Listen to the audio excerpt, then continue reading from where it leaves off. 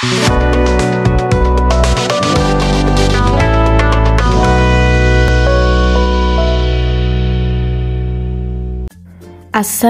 আলাইকুম everyone, welcome back to my channel recipes by Filza's mom. পিঠা প্রেমীদের জন্য আজকে আবারও চলে আসলাম নতুন আরও একটি পিঠার রেসিপি নিয়ে। আজকে আমি আপনাদেরকে যেই পিঠাটি বানিয়ে দেখাবো সেই পিঠাটির নাম হচ্ছে তক্তি পিঠা। মুখে স্বাদ লেগে থাকার মতো বরিশাল অঞ্চলের বিখ্যাত এই তক্তি পিঠা একবার না বানালে বুঝবেন না যে এর স্বাদ কতটুকু। সো আর কথা না বাড়ে let's go to my kitchen and cook.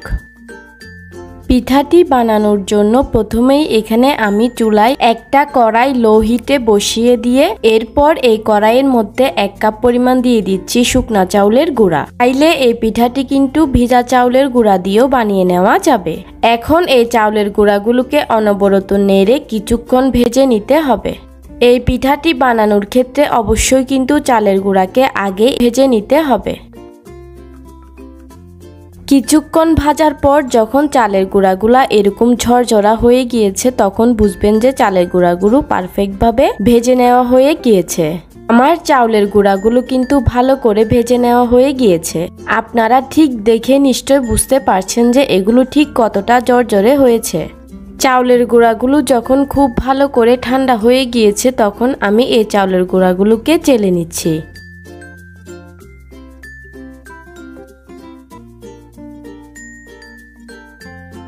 চালের গুঁড়াগুলোকে চালার পর এক্সট্রা এই যে অংশগুলো রয়ে গিয়েছে এগুলো কিন্তু ফেলে দিতে হবে।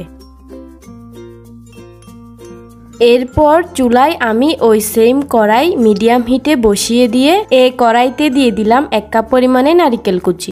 আমি কুড়ানো নারিকেলকে ব্লেন্ডারে একটু গুঁড়া করে নিয়েছি। এখন দিয়ে দিচ্ছি 1/2 কাপ পরিমাণে চিনি, দিয়ে দিচ্ছি সামান্য পরিমাণে লবণ। এরপর নেড়ে চেড়ে এই চিনি এবং নারিকেল থেকে পানি বের হওয়া পর্যন্ত রান্না করে নিব।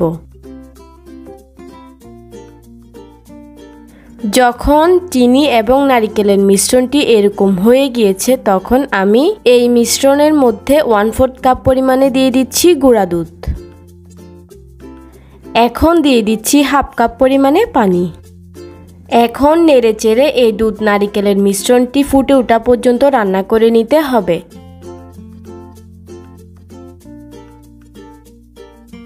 যখন এই মিশ্রণটি ফুটে এরকম পর্যায়ে এসেছে তখন আমি আগে থেকে ভেজে রেখে দেওয়া চালের গুঁড়ার থেকে অর্ধেক পরিমাণে অর্থাৎ প্রায় 1/2 কাপ পরিমাণে চাউলের গুঁড়া আমি এখানে দিয়ে দিচ্ছি। আমি প্রথমেই কিন্তু 1 কাপ পরিমাণে চাউলের গুঁড়া ভেজে নিয়েছিলাম, তবে এই পিঠাটি তৈরি করতে আমার সবটুকু চাউলের গুঁড়া লাগেনি। 1/2 কাপ চিনির জন্য আমার 1/2 কাপ চাউলের গুঁড়া লেগেছে। চাউলের গুঁড়া দেওয়ার পর অনবরত নেড়ে এই চাউলের গুঁড়াগুলোকে এরকম খামির তৈরি করে নিতে হবে। অর্থাৎ রুটির জন্য আমরা যেরকম ডো তৈরি করি ঠিক সেরকম ডোই তৈরি করে নিতে হবে। এরপর এই ডোটিকে চুলা থেকে নামানোর আগে 2 চা চামচ পরিমাণ দিয়ে দিচ্ছি ঘি। আবারও একটু নেড়ে চেড়ে ঘিগুলোকে এই ডোয়ের সাথে ভালো করে মিশিয়ে দিয়ে আমি এই ডোটিকে চুলা থেকে নামিয়ে নিব। এখন এই গরম ডোটিকে কিন্তু চুলা থেকে নামানোর সাথে সাথে একটা ছড়ানো প্লেটে নিয়ে নিতে হবে। এজন্য এখানে আমি একটা ছড়ানো প্লেটের মধ্যে 1 চা চামচ ঘি মেখে নিচ্ছি।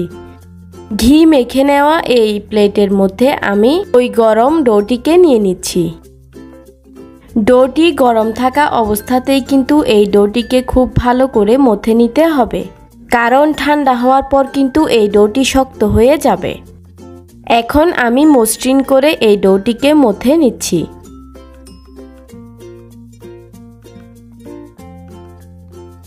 আমার মথে নেওয়া কিন্তু শেষ। এবার আমি এই ডোটিকে রুটির মতো করে ছড়িয়ে দিচ্ছি।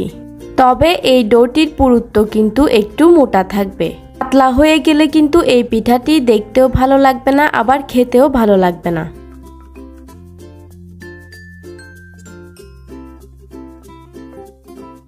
দেখুন আমি ঠিক কতটা পুরুত্ব রেখে এই ডোটিকে ছড়িয়ে নিয়েছি। এই পিঠাটি দেখতে একটু সুন্দর লাগার জন্য আমি এখানে একটা লবঙ্গ নিয়েছি। এই লবঙ্গ দিয়েই আজকে আমি এই পিঠাটির ডিজাইন করে নিব। লবঙ্গের উপরে থাকা এই বলের মতো অংশটি ফেলে দিয়ে আজকে আমি এই লবঙ্গের এই নিচের অংশ দিয়েই পিঠাটির ডিজাইন করে নিব। এখন এই লবঙ্গকে হালকা হাতের সাহায্যে এই পিঠার উপরে একটু বসিয়ে বসিয়ে ডিজাইনটা করে নিব। আশা করি আপনারা ভিডিওটি দেখলে বুঝতে পারবেন যে আমি কিভাবে ডিজাইনটি করে নিচ্ছি।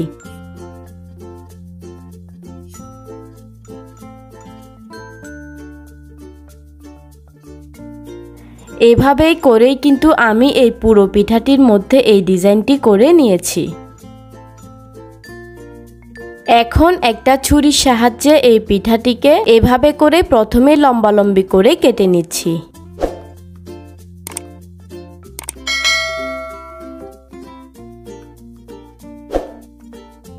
এরপর এরকম ট্রায়াঙ্গেল শেপ করে কেটে নিচ্ছি। তবে চাইলে কিন্তু যে যার ইচ্ছা অনুযায়ী এই পিঠাটিকে কেটে নিতে পারবেন। আমি সবগুলো পিঠাকেই এরকম করে কেটে নিব। দেখুন এখানে আমি সবগুলো পিঠাকেই কিন্তু কেটে নিয়েছি। এরপর এই পিঠাটির উপরে কিছু বাদাম কুচি আমি এরকম করে দিয়ে দিচ্ছি।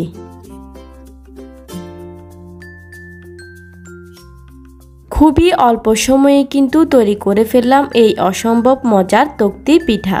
সত্যি কিন্তু মুখে স্বাদ লেগে থাকার মতো এই পিঠাটি একবার হলেও বাসায় বানিয়ে আমাকে কমেন্ট করে জানাবেন। আর ভিডিওটি ভালো লাগলে ভিডিওতে কিন্তু একটি লাইক দিতে একদমই ভুলবেন না। এমনই আরও নতুন নতুন পিঠার রেসিপি দেখার জন্য আমার চ্যানেলটি সাবস্ক্রাইব করে পাশের বেল আইকনটি বাজিয়ে দিবেন। ভিডিওটি এতক্ষণ না টেনে সম্পূর্ণ দেখার জন্য সবাইকে অসংখ্য ধন্যবাদ জানিয়ে আমি আজ এখানেই বিদায় নিচ্ছি। আল্লাহ হাফেজ।